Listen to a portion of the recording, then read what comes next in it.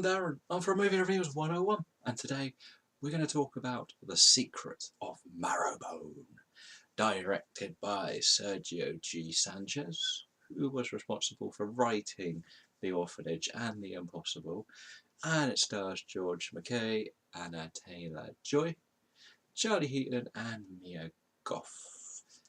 The story here follows four siblings who are in hiding from their past and must confront a sinister presence in the abandoned-like mansion they are calling home. Now, this is a movie that does tell you nearly everything very early on about their situation.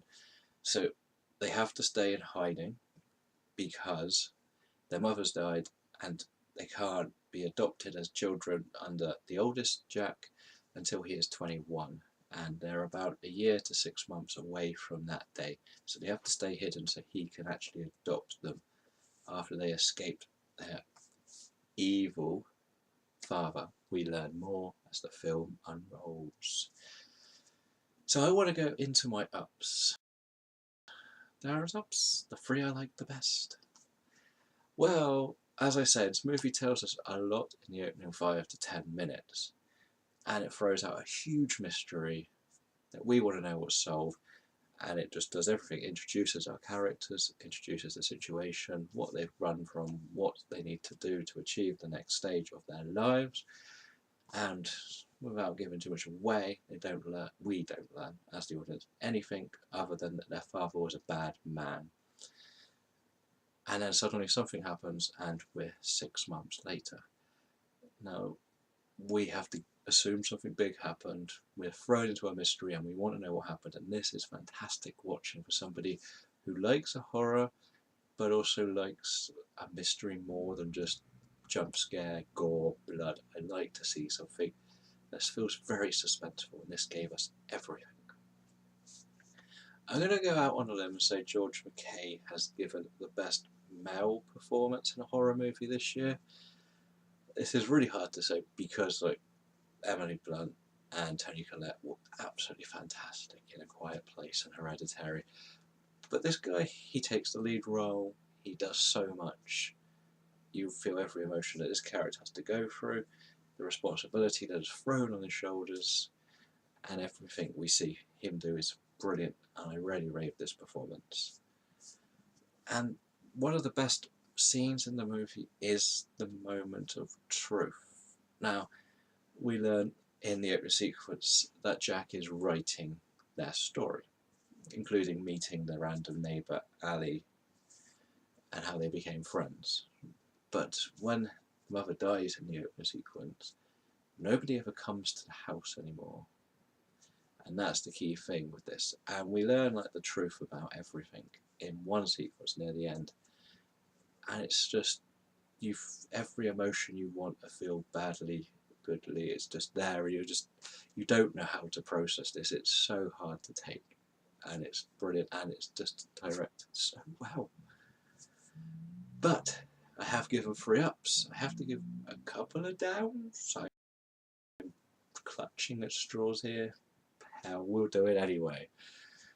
Again, the problem with this is I cannot spoil anything, and a lot of my downs are spoiler related.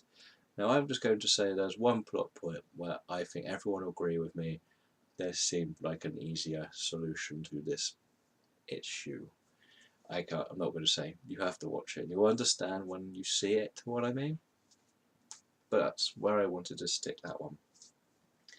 My second one is, I do feel the trailer makes this to be a very heavy-handed horror, constant jump scares, constant going on and on. And while I don't care if we did have a horror of this, I feel if you are going in looking for a jump scare movie, you're going to be misled, because this is more about the mystery.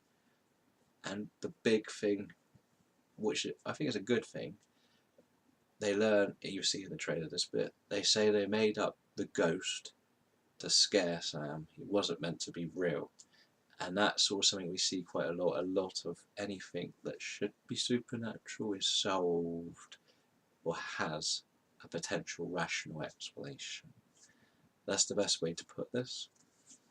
And the final thing is, there is a seedy lawyer who wants to go out with Ali, who's 15 years younger than him, and then just doesn't like these Marrowbones.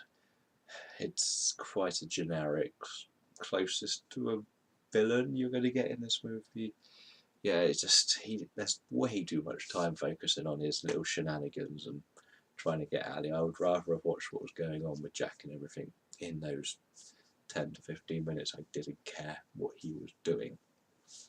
But overall, this is easily going to be one of my favourites, and I think the best horror mysteries you will watch this year. The visuals for this is stunning, like some of the scenery they pull out, beautiful. And the storytelling is something I love to watch how this film unfolds. It's one of my favourite types of storytelling. I will say I would rather watch this than Hereditary again because it confused me, Hereditary, too much, and I don't want to analyse a movie all the time, however good it is. This is something you can watch and you could pick up little bits and bobs that you may have missed first time round. And a bit like A Quiet Place, it just felt so easy to do a movie where you're so withdrawn from the world, and I like those type of movies. I'm going to give this a 4.5 out of 5. Let me know in the comments below whether you think that is too high, too low, or about right.